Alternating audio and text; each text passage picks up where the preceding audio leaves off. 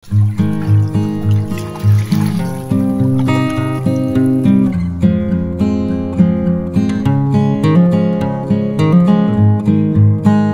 keberhasilan dari proses pembenihan mungkin hampir di setiap jenis ikan itu disiplin.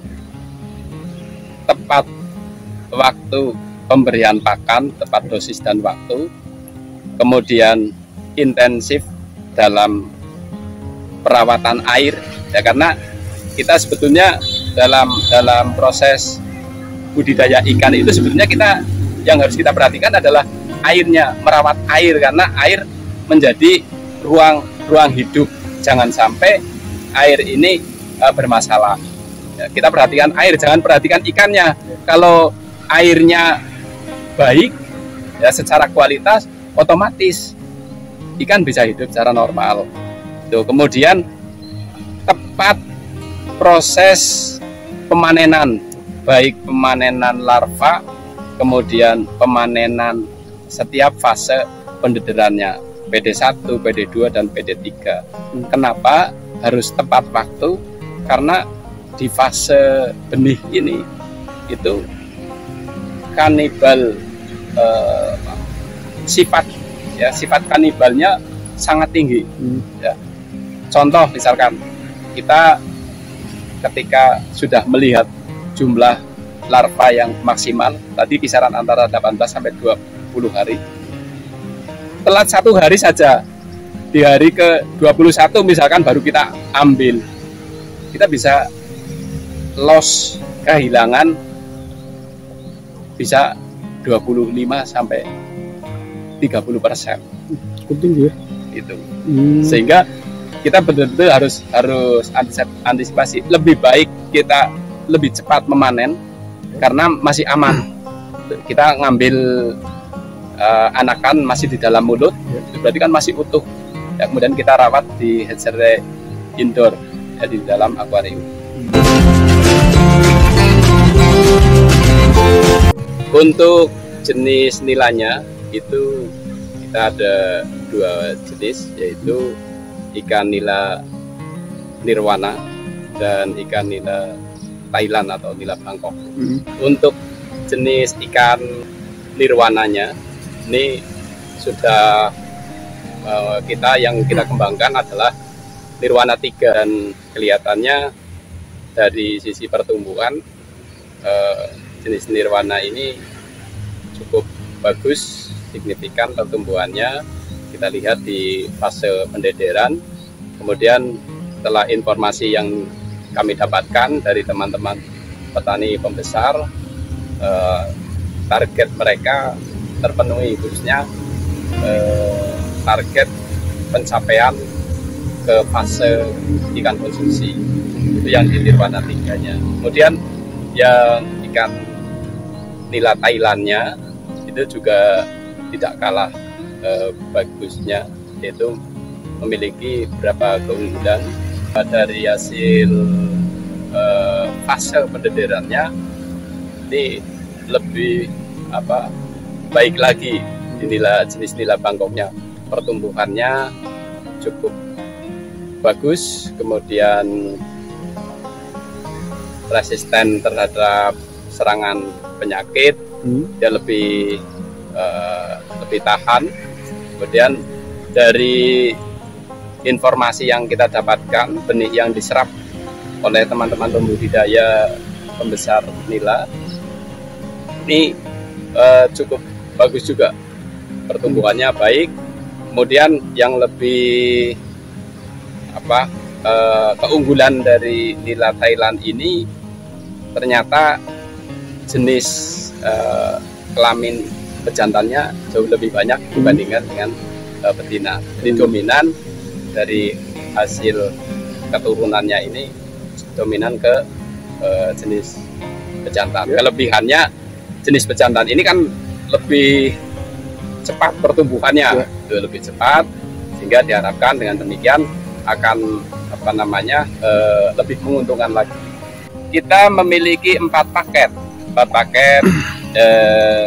induk ikan nila, masing-masing 2 paket ikan induk nirwana dan 2 paket ikan nila Thailand.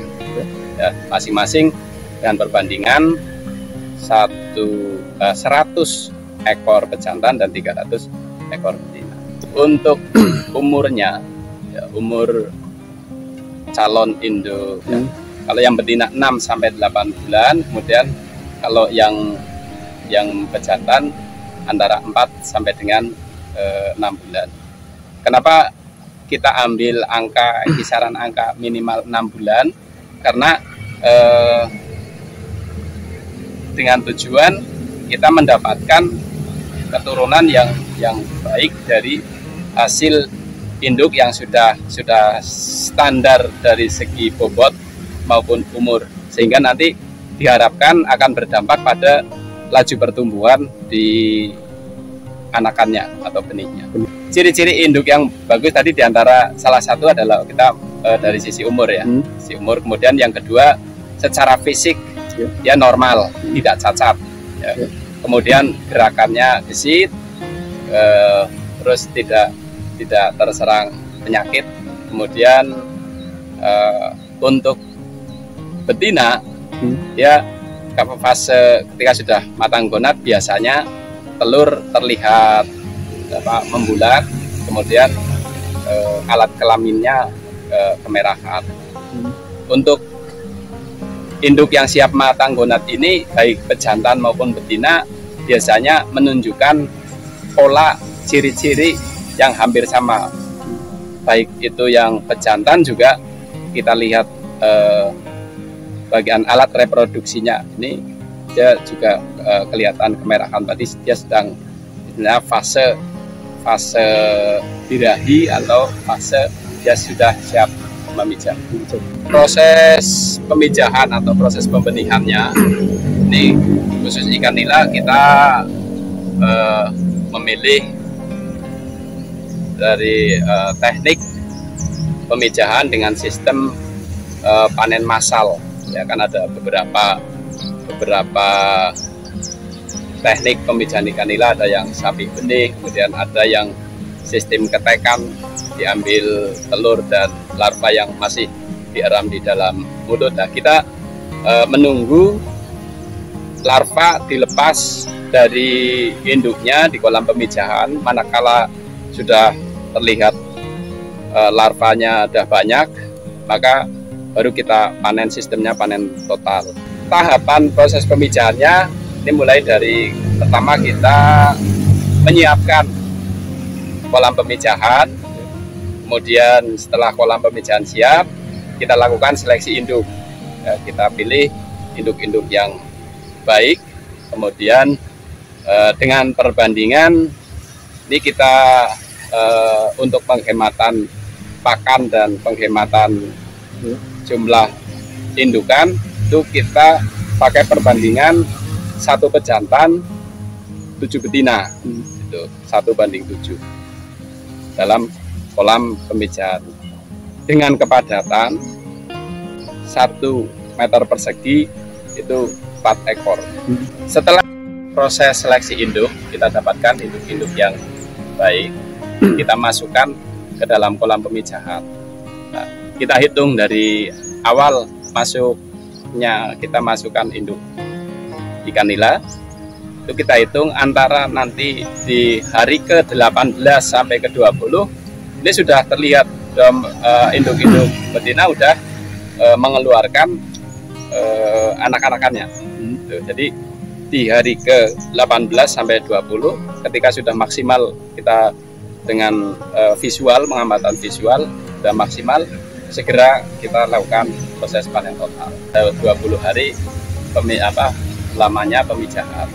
Kemudian setelah kita proses pemanenan, ini kita cerita proses pemanenan larvanya, ya. Jadi pertama kita ambil dulu, kita kurangi jumlah larva yang ada di dalam kolam pemijahan. Setelah tinggal sedikit, baru air kita turas, kita ambil induk ikannya, sambil terutama yang jenis betina. Kemudian pada saat proses panen total ini ada beberapa sekitar kurang lebih 10% dari induk betinanya masih mengasuh anak-anaknya di dalam mulut. Nah, pada saat proses panen massal ini kita ambil paksa, baik itu masih dalam fase telur baru menetas, atau bahkan mungkin sudah larva akan tetapi masih lemah, kita ambil, kemudian kita bersihkan, keluarkan dari dalam mulut betina, kita cek satu persatu, kita cek posisi di dalam mulut, jangan sampai nanti ada telur ataupun larva yang tertinggal di dalam mulut betina, karena ini akan menentukan keberhasilan fase pemijahan berikutnya. Kemudian selanjutnya kita rawat di dalam akuarium selama 4 sampai dengan 5 hari. Setelah yield sac-nya habis, kita masukkan, pindah ke kolam pendederan, ya. Jadi dikeringkan total. Terus setelah itu kita kembalikan lagi, ya, kita kembalikan lagi ke dalam kolam pemijahan. Kemudian dalam sistem pemijahan ini, karena kita memiliki indukan yang cukup, ini bergantian. Biasanya 2 kali pemijahan kita istirahatkan. Kita istirahatkan 1 periode atau 2 periode. Nanti kita ganti dengan induk yang lain. Begitu terus selanjutnya. Ini rata-rata baru menghasilkan kisaran antara 250 sampai 350 ekor per induknya. Ini nanti induk ini kan masih fase pertumbuhan juga. Selain dia untuk reproduksi, dia juga masih membutuhkan asupan makanan yang cukup untuk pertumbuhannya. Nah, ketika nanti sudah bobot rata-rata induk betina di atas 500 gram, ya, atau 400 gram ke atas, ini sudah bisa memproduksi di atas 1000 ekor per induknya. Satu periode pemeliharaan ketika kita rawat dengan baik, ini kita bisa menghasilkan panen larva kurang lebih sekitar 150.000 ekor larva sekali kita panen. Dalam 1 tahun kita bisa menghasilkan di atas 1.500.000, ya, jutaan lah. Nah, bisa mendekati 2 juta ekor, ya, dengan rata-rata produksi 150 untuk saat ini 150.000 ekor larva. Kan tinggal kita kalikan minimal, ya, 12 fase tahapan proses pemijahan. Perawatan induk untuk saat ini kita berikan 2,5% dari berat total per hari, ya. Karena ini masih tadi di awal saya sampaikan, ini masih fase pertumbuhan. Kemudian ketika nanti sudah sampai pada ukuran maksimal, itu cukup 1%, karena induk ini sudah tidak membutuhkan untuk fase pertumbuhan, dia hanya untuk memproduksi gonadnya, untuk produksi gonad saja.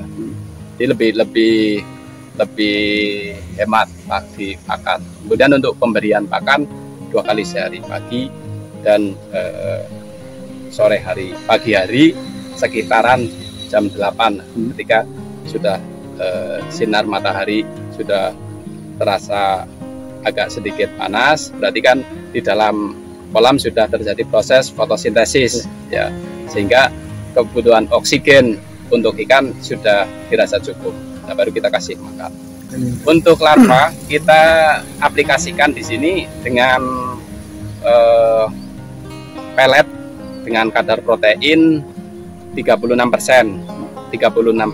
Kemudian ukuran butiran pelet kita menggunakan butiran terkecil, jadi butiran bukan tepung. Dengan cara sebelum pelet ini diberikan kepada larva, ini kita rendam dulu, kemudian kita berikan ke larva.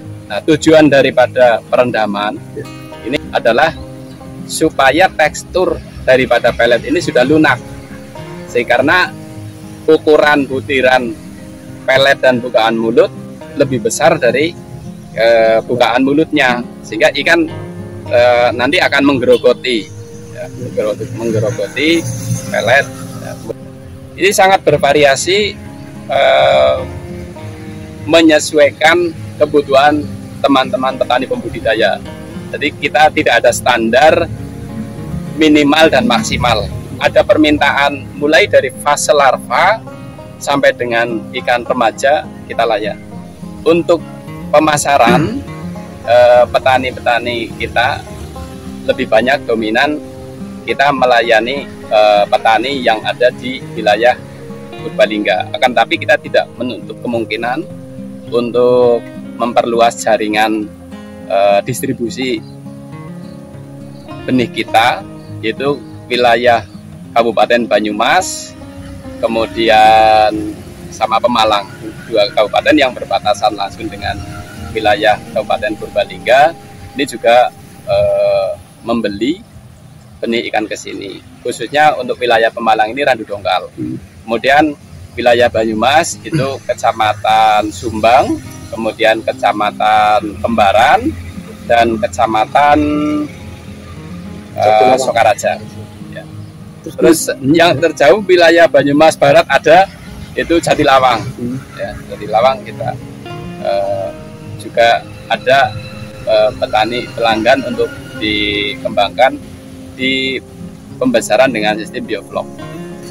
Untuk kendalanya sebetulnya kita hampir nyaris tidak ada kendala, terutama misalkan dari sisi kesehatan ikan nila cukup tahan ya terhadap serangan hama dan penyakit, sehingga alhamdulillah selama pengamatan saya di sini belum pernah ada wabah serangan penyakit khususnya di ikan nila. Paling-paling kalau kita dalam proses penanganan kurang hati-hati, ini biasa sering terjadi trouble-nya di sini, karena ikan nila ini dia kekebalannya ada di lendir. Begitu lendir yang sistem kekebalannya ini sudah terkelupas, nanti jamur yang menyerang. Lah ini bisa fatal, ini bisa mengakibatkan kematian pada ikan kalau sudah lendir terkelupas. Hati-hati dalam proses pemanenan dan penanganan, ya. Pemanenan ketika kita menangkap ikan, kemudian penanganan ketika kita lakukan sortasi atau grading, kemudian dalam proses perlakuan aklimatisasi atau pemberokan, ya, istilahnya proses karantina sebelum ikan kita distribusikan ke petani. Untuk menjaga kualitas air, alhamdulillah suplai debit air yang ada di UPT Debiat ini dirasa cukup, ya, sehingga kita tinggal kontrol inlet dan outlet, ya. Jangan sampai nanti dalam proses pendederan misalkan, khususnya di fase pendederan ketiga, ini sudah membutuhkan sirkulasi air yang kontinu, karena mereka ikan sudah cukup besar. Untuk luasan badan air yang ada di UPT Debiat ini ada kurang lebih sekitar 1,2 hektar. 1,2 hektar ini dibagi untuk 3 komoditi, dan 60% area luasan yang ada ini kita untuk mengembangkan ikan nila, karena